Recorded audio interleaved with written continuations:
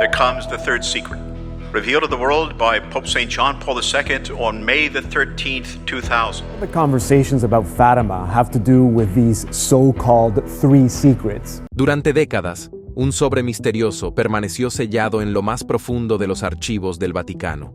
El tercer secreto de Fátima, un mensaje que se dice fue tan inquietante que se mantuvo oculto del mundo. ¿Era una profecía, una advertencia o algo que podría sacudir los mismos cimientos de la Iglesia? Hoy echaremos un vistazo al tercer secreto de Fátima y por qué la Iglesia le tiene tanto miedo. Antecedentes de los secretos de Fátima. En 1917, en un pequeño pueblo llamado Fátima en Portugal, ocurrió algo extraordinario que captó la atención del mundo. 3 jóvenes pastores, llamados Lucía dos Santos y sus primos, Francisco y Jacinta Marto, reportaron haber experimentado una serie de visiones que creían provenían de la Virgen María. Todo comenzó el 13 de mayo de 1917, cuando los niños estaban cuidando sus ovejas.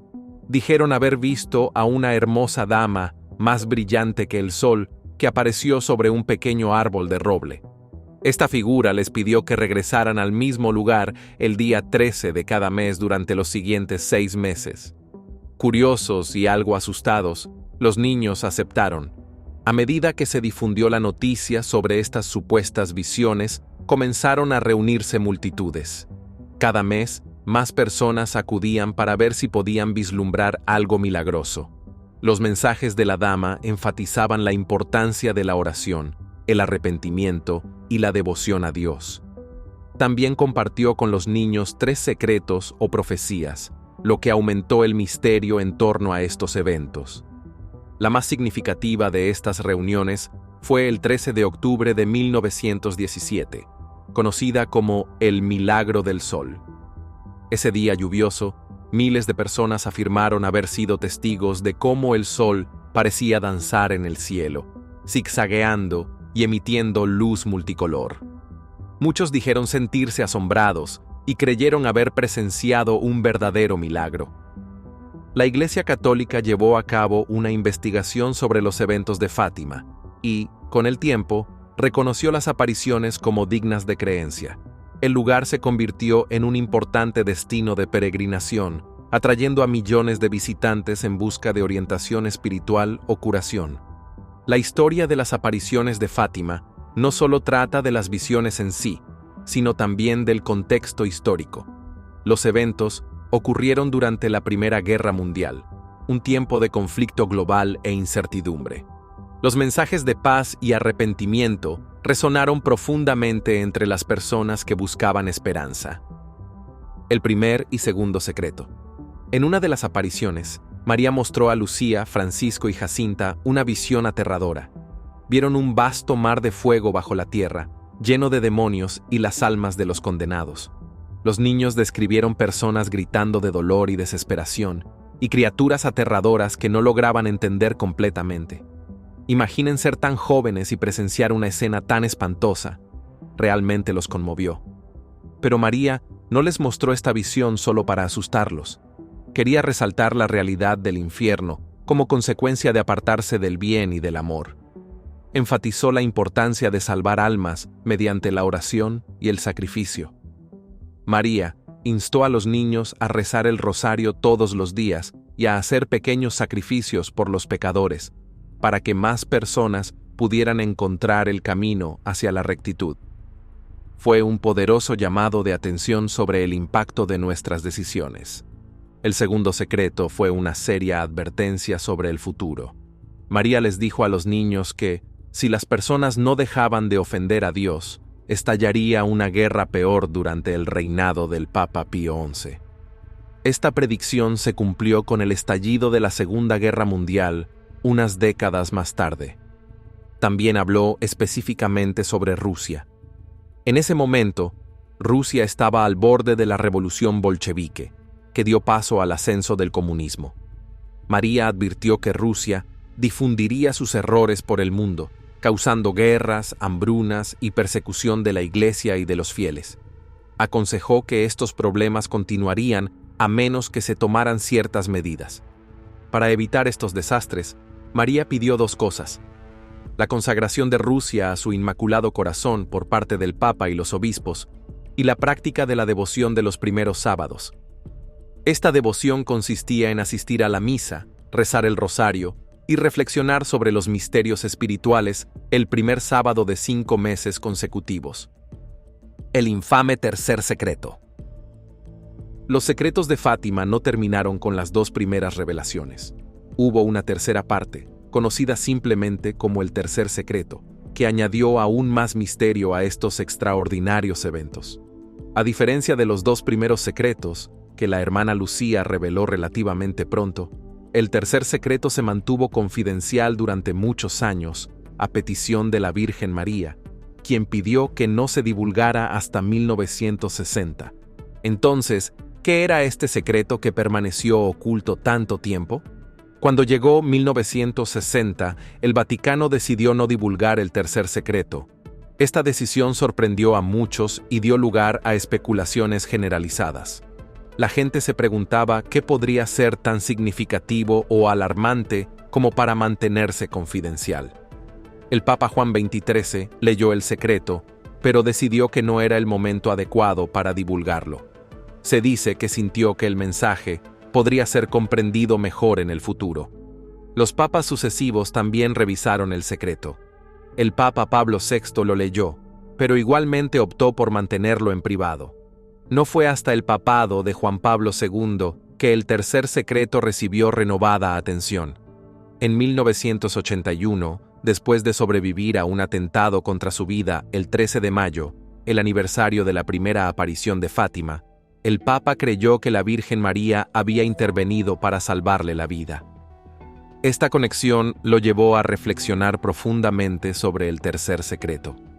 En el año 2000, el Vaticano finalmente publicó el texto del tercer secreto. Contenía una visión vívida y simbólica.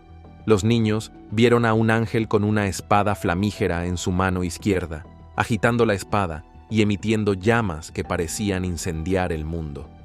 Pero las llamas se extinguieron al entrar en contacto con el resplandor que irradiaba de la mano derecha de María. El ángel, señalando la tierra con su mano derecha, gritó con voz fuerte: «¡Penance! ¡Penance! ¡Penance!». Luego vieron una escena futura, un obispo vestido de blanco, al que identificaron como el Papa, subiendo una empinada montaña, en la cima de la cual había una gran cruz.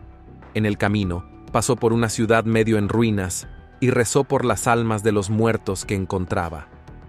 Al llegar a la cima, fue asesinado por un grupo de soldados que le dispararon con balas y flechas. Otros obispos, sacerdotes y laicos también perecieron de la misma manera. Bajo los 2 brazos de la cruz había 2 ángeles que recogían la sangre de los mártires. El Vaticano explicó que esto representaba el sufrimiento y la persecución de la Iglesia a lo largo del siglo XX, incluyendo eventos como guerras, dificultades y ataques contra figuras religiosas. El Papa Juan Pablo II creyó que la visión estaba relacionada con el atentado contra su vida en 1981. Después de sobrevivir a un intento de asesinato el 13 de mayo, el aniversario de la primera aparición de Fátima, él acreditó a la Virgen María por haberle salvado la vida, diciendo que fue su guía la que desvió la bala. Interpretaciones de la visión. Una interpretación ampliamente aceptada es que la visión predijo el intento de asesinato contra el Papa Juan Pablo II en 1981. La visión describe a un obispo vestido de blanco siendo atacado y cayendo como si estuviera muerto. Dado que el Papa sobrevivió a un atentado contra su vida el 13 de mayo, la misma fecha de la primera aparición de Fátima, muchos, incluido el propio Papa, creyeron que la Virgen María intervino para salvarle. Esta interpretación ve la visión como una profecía de ese evento específico y un testimonio de la protección de María. Otra interpretación sugiere que la visión representa los sufrimientos de la Iglesia en el siglo XX. La imagen de una ciudad devastada y la persecución del clero podría simbolizar las dificultades enfrentadas durante las guerras, especialmente la Segunda Guerra Mundial, y bajo regímenes opresivos como el comunismo. Refleja las pruebas que tanto los líderes religiosos como los laicos soportaron destacando el coraje y el martirio de innumerables individuos. Algunas personas piensan que la visión va más allá de eventos históricos específicos y sirve como advertencia sobre desafíos futuros. Creen que apunta a luchas continuas dentro de la Iglesia, como crisis de fe, fallos morales o conflictos internos. Esta perspectiva ve la visión como un llamado para que la Iglesia se mantenga alerta, defienda sus valores y aborde cualquier problema que pueda debilitar su unidad o integridad. También hay quienes sienten que el tercer secreto no ha sido completamente revelado. Especulan que podría haber más en el mensaje, quizás relacionado con eventos apocalípticos o crisis espirituales más profundas. A pesar de las declaraciones del Vaticano que afirman que todo el secreto ha sido revelado, estas teorías persisten entre algunos grupos que creen que aún falta información por compartir. Otra capa de interpretación se centra en el llamado universal a la penitencia y la conversión. El énfasis repetido en penance, penance, penance en la visión es visto como un ruego a la humanidad para reflexionar sobre sus acciones, buscar perdón y regresar a un camino de rectitud. Este punto de vista subraya la importancia de la transformación personal y colectiva para prevenir o mitigar el sufrimiento. Por último, algunos interpretan la visión como un recordatorio del triunfo del bien sobre el mal. A pesar de las imágenes aterradoras, la protección final ofrecida por la Virgen María y los ángeles recogiendo la sangre de los mártires simbolizan la esperanza y la creencia de que la fidelidad prevalecerá al final. Juan Pablo II. El 13 de mayo de 1981, el Papa Juan Pablo II estaba saludando a las multitudes en la Plaza de San Pedro cuando fue disparado y gravemente herido por un asesino. Sorprendentemente, sobrevivió al ataque. Lo intrigante es que la fecha del atentado coincidió con el aniversario de la primera aparición de la Virgen María a los 3 niños pastores en Fátima, Portugal, en 1917. El Papa vio un profundo significado en esta conexión. Creía que fue la mano de la Virgen María la que desvió la bala de los órganos vitales, salvándole la vida. Esta convicción personal lo llevó a desarrollar una profunda devoción a Nuestra Señora de Fátima. De hecho, un año después del incidente, visitó el santuario de Fátima para dar gracias por su supervivencia. Sintiendo un fuerte llamado espiritual, el Papa Juan Pablo II se comprometió a cumplir con las solicitudes que la Virgen María había hecho durante las apariciones. Una de ellas fue la consagración de Rusia a su Inmaculado Corazón. En 1984, presidió una ceremonia en la que consagró al mundo entero, incluida Rusia, al Corazón Inmaculado de María, con la esperanza de provocar un renacimiento espiritual y la paz. Otro acto significativo fue su decisión de revelar el tercer secreto de Fátima. Durante décadas, este secreto había permanecido confidencial, lo que dio lugar a muchas especulaciones. En el año 2000, durante una visita a Fátima, el Vaticano publicó el texto del tercer secreto. Describía una visión de un obispo vestido de blanco, que es derribado. El Papa, junto con el Vaticano, interpretó esto como una predicción del sufrimiento que la Iglesia había soportado y, en particular, lo vinculó con el atentado contra su vida que había sobrevivido. La relación del Papa Juan Pablo II con Fátima no solo se trató de gratitud personal, influyó en la dirección de su papado. Vio los mensajes de Fátima como un llamado al arrepentimiento, la conversión y la confianza en la misericordia divina. Sus experiencias reforzaron su misión de promover la paz, entablar diálogos con otras religiones y abogar por la dignidad humana. A lo largo de su pontificado, habló con frecuencia sobre la importancia de los mensajes de Fátima, animando a los fieles a rezar y buscar un renacimiento espiritual. Su conexión con Fátima añadió una capa profunda a su viaje espiritual y a su papel como líder religioso global. Controversia sobre la consagración de Rusia. Durante las apariciones en Fátima, se dice que la Virgen María pidió a Lucía, Francisco y Jacinta que rezaran por la conversión de Rusia y que Rusia fuera consagrada a su Inmaculado Corazón. Advirtió que si esto no se hacía, Rusia esparciría sus errores por el mundo, lo que llevaría a guerras y persecuciones contra la Iglesia. En años posteriores, varios papas realizaron consagraciones que algunos creyeron que no cumplían completamente con las especificaciones de la solicitud de María. En 1952, el Papa Pío XII consagró a Rusia, pero algunos argumentaron que no fue en unión con todos los obispos del mundo, como supuestamente había especificado María. La controversia se intensificó porque la hermana Lucía, la única vidente sobreviviente, había declarado que la consagración debía cumplir con ciertas condiciones. Rusia debía ser mencionada específicamente y debía hacerse en unión con todos los obispos. Muchos sintieron que estas condiciones no se cumplieron completamente en las consagraciones anteriores. En 1984, el Papa Juan Pablo II realizó una consagración mundial al Inmaculado Corazón de María. No mencionó a Rusia por su nombre, sino que consagró el mundo en su lugar. Algunos creyeron que esto era suficiente, mientras que otros consideraron que aún no se alineaba con las instrucciones originales de María. Esto dio lugar a debates continuos entre los católicos.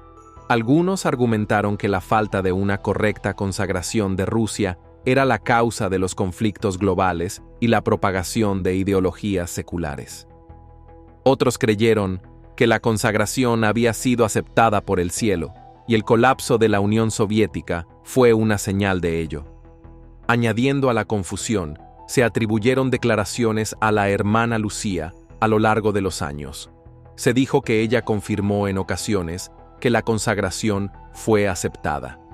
Sin embargo, los escépticos pusieron en duda estos informes, sugiriendo que sus declaraciones fueron malinterpretadas o que fue presionada por las autoridades de la Iglesia. La controversia toca temas más profundos de obediencia, la interpretación de las revelaciones privadas y la confianza en la jerarquía de la Iglesia. Plantea preguntas sobre cómo la Iglesia maneja los mensajes proféticos y el equilibrio entre las instrucciones divinas y las acciones humanas. Perspectivas del Padre Alonso. El Padre Joaquín. María Alonso fue un sacerdote y teólogo español que dedicó una parte significativa de su vida a estudiar las apariciones de la Virgen María en Fátima. Nació en 1913 y se interesó profundamente por los eventos ocurridos en Portugal en 1917, cuando 3 jóvenes pastores reportaron visiones de María, quien les compartió importantes mensajes y secretos. El Padre Alonso se convirtió en el archivista oficial de Fátima en la década de 1960. Este cargo le permitió un acceso único a documentos, testimonios y, lo más importante, a la hermana Lucía, la única de los 3 videntes que vivió hasta la adultez. A través de entrevistas extensas e investigaciones, trató de comprender y recopilar la verdadera esencia de los mensajes dados en Fátima, incluido el esquivo tercer secreto. El Padre Alonso creía que el tercer secreto no solo trataba de eventos externos como guerras o desastres físicos. En cambio, pensaba que señalaba una crisis espiritual dentro de la propia Iglesia. Sugería que el secreto podría implicar un futuro en el que habría desafíos significativos a la fe desde dentro, como confusión entre los fieles, una pérdida de la verdadera doctrina o conflictos internos entre los líderes de la Iglesia. Según el Padre Alonso, el contenido del tercer secreto probablemente se refería a un periodo de apostasía, es decir, un alejamiento de las enseñanzas verdaderas de la Iglesia. Él sentía que este tumulto interno sería más devastador que cualquier persecución externa porque vendría de aquellos que se suponía debían salvaguardar la fe. Es importante señalar que, aunque el Padre Alonso tuvo acceso a la hermana Lucía, ella nunca reveló explícitamente el contenido del tercer secreto.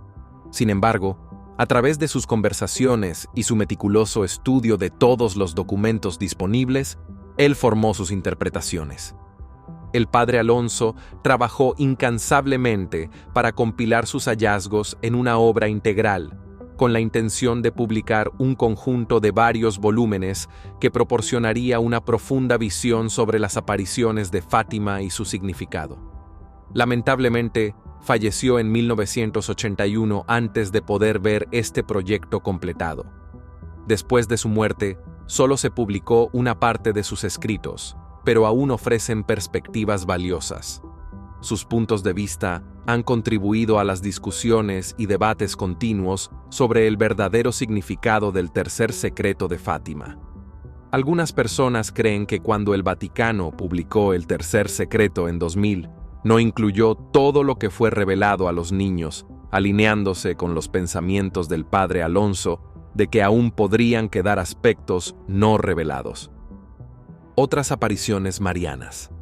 Las apariciones marianas han sido reportadas en diversas partes del mundo durante siglos y cada evento lleva mensajes que se cree provienen de la Virgen María. Una de las más famosas es la aparición en Fátima en 1917. Estas apariciones suelen compartir temas comunes y están vinculadas por sus llamados a la oración, el arrepentimiento y el regreso a la fe.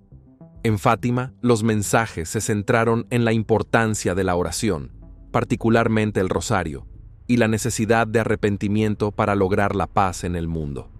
Este énfasis en la oración y la conversión es un tema recurrente en otras apariciones marianas también.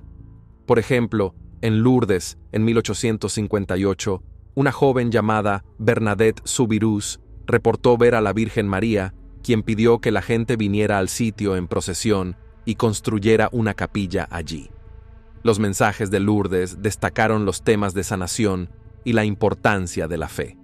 De manera similar, la aparición de Nuestra Señora de Guadalupe en 1531 en México involucró a María apareciéndose a un hombre indígena llamado Juan Diego.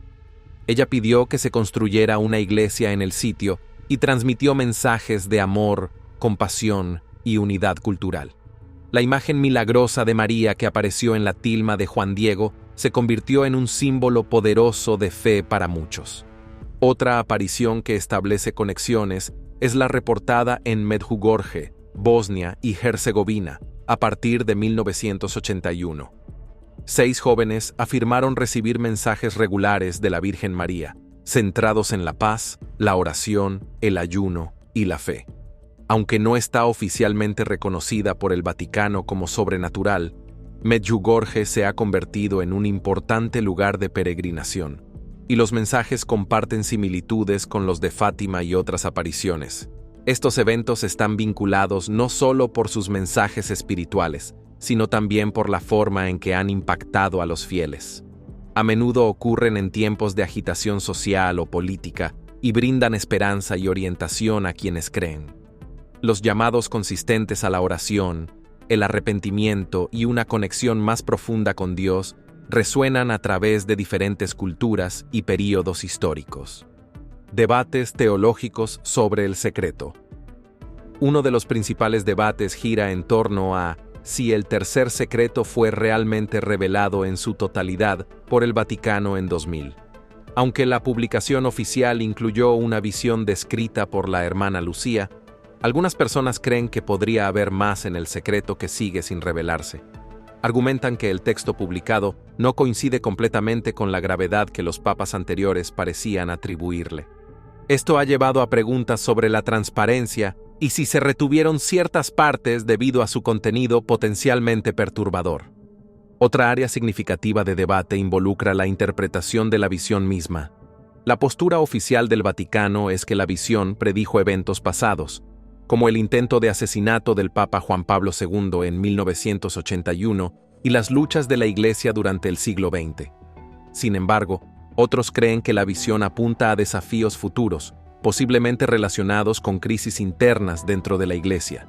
Sugieren que podría referirse a una pérdida de fe entre el clero, fallos morales o divisiones que podrían socavar la unidad de la Iglesia. El papel de la hermana Lucía agrega otra capa a estos debates. Como la última vidente sobreviviente, sus escritos y testimonios son cruciales. Algunos teólogos y fieles seguidores han estudiado meticulosamente sus palabras, buscando pistas sobre el significado completo del secreto. Existen discusiones sobre si sus interpretaciones se alinean con la explicación oficial del Vaticano o si ella insinuó problemas más profundos que aún no se han abordado completamente. También hay un debate sobre la naturaleza de las revelaciones privadas, como Fátima, en el contexto más amplio de la teología católica. Algunos argumentan que, aunque tales revelaciones pueden inspirar y guiar a los fieles, no están al mismo nivel que la revelación pública contenida en las Escrituras y la tradición. Esto plantea preguntas sobre cuánto peso se les debe dar y cómo deben influir en las enseñanzas y acciones de la Iglesia. Además, las implicaciones teológicas del secreto tocan conceptos como la profecía, el libre albedrío y la intervención divina. Si el secreto incluye predicciones graves, ¿implica esto que estos eventos son inevitables? ¿O puede la oración, el arrepentimiento y el cambio evitar que ocurran? Esto conduce a discusiones sobre el equilibrio entre el conocimiento previo de Dios y la libertad humana, y cómo los creyentes deben responder a las advertencias proféticas. Estos debates no son solo académicos, tienen implicaciones reales sobre cómo las personas viven su fe. Invitan a los fieles a reflexionar sobre cuestiones de confianza, obediencia y la importancia de mantenerse vigilantes en su vida espiritual. Las discusiones también resaltan los desafíos que enfrenta la Iglesia al abordar las preocupaciones de manera transparente, mientras mantiene la integridad doctrinal. ¿Qué sucedió con los niños? Para Francisco y Jacinta, los primos más jóvenes, estos eventos influyeron profundamente en el tiempo que les quedaba. Francisco, un niño reflexivo y gentil, se concentró intensamente en la oración. Se sintió movido por el deseo de consolar a Jesús por los pecados del mundo, tal como creía que María les había pedido. Tristemente, tanto él como Jacinta cayeron víctimas de la pandemia de influenza que arrasó Europa después de la Primera Guerra Mundial. Francisco se enfermó primero y falleció en paz en su casa el 4 de abril de 1919, a los 10 años. Jacinta, aún más joven pero igualmente devota, era conocida por su corazón compasivo. Abrazó los mensajes de las apariciones con todo su ser, ofreciendo su sufrimiento por la salvación de las almas. Su enfermedad fue prolongada y dolorosa, pero se mantuvo firme en su fe. Fue llevada a un hospital en Lisboa con la esperanza de recuperarse, pero sucumbió a la enfermedad el 20 de febrero de 1920, cuando tenía solo 9 años. Lucía, la mayor del trío, enfrentó el desafío único de vivir sin sus queridos primos. Después de sus muertes, continuó sintiendo un fuerte llamado. A los 14 años, fue enviada a una escuela dirigida por las Hermanas de Santa Dorotea para protegerla del intenso interés público en las apariciones. Eventualmente, decidió abrazar por completo la vida religiosa. Se convirtió en monja, primero con las Hermanas Doroteas, tomando el nombre de Hermana María de los Dolores, y luego se unió a la Orden Carmelita en Coimbra como Hermana María Lucía de Jesús y el Inmaculado Corazón. A lo largo de su vida, la hermana Lucía se dedicó a la oración y a difundir los mensajes que creía que la Virgen María le había confiado. Escribió memorias y mantuvo correspondencia con papas y oficiales de la Iglesia, proporcionando relatos detallados de las apariciones y sus perspectivas. Sus escritos jugaron un papel crucial en compartir la historia de Fátima con el mundo. Lucía vivió una vida larga y devota, falleciendo el 13 de febrero de 2005, a la edad de 97 años. En reconocimiento a su fe devota y al impacto de sus experiencias, Francisco y Jacinta fueron canonizados como santos por el Papa Francisco el 13 de mayo de 2017, exactamente 100 años después de la primera aparición. La causa de canonización de la hermana Lucía se abrió en 2008 y actualmente se le titula Sierva de Dios. Gracias por ver otro episodio. Mientras sigues aquí, asegúrate de hacer clic en el video en tu pantalla para más contenido de calidad.